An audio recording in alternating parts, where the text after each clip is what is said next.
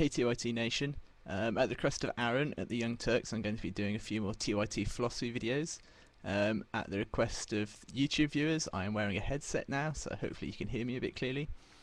Before I go on to this episode's topic, I'd just like to make a preliminary point in regards to my first video. A lot of people saying, "Oh, you're being so vague. Kind of, you got like, have you only just started learning about philosophy?" Well, no, I spent 3 years learning it. I'm trying to make these videos as clear and simple as possible, because philosophy can be as complex as you want it to be, but I'm trying to keep it as simple so as many people can try to understand it. So this episode's topic, I'm going to look at the trolley problem.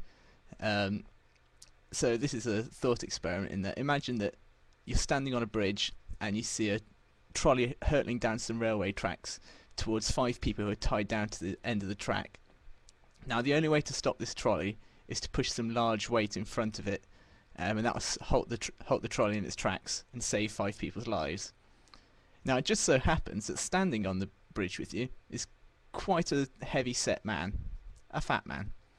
Now you have the choice to push this fat man onto the tracks, thereby stopping the trolley and saving 5 people's lives at the cost of killing this one fat man.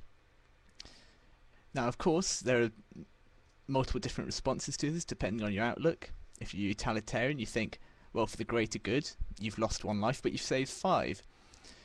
Obviously a lot of people are a bit wary because the act of pushing seems to get you personally involved in the act, and it's almost as if you're killing a person, whereas if you just don't push the fat man off the bridge, then you're merely letting 5 people die, and there is a distinction to be made there.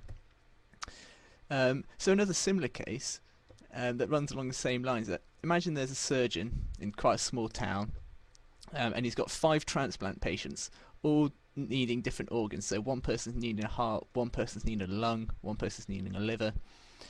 So one day, just a random person comes into his surgery and asks for a local checkup, and the surgeon discovers that this man has all the correct and compatible internal organs for his 5 transplant people. Do you think it's morally right for this surgeon to knock this healthy man out, take out all of his organs, and give it to the 5 transplant patients, thereby killing 1 person to save 5 people's lives? Now assume that all of these people are all kind of the same age, they all had the same sort of life experience and stuff. Is it right to kill that person?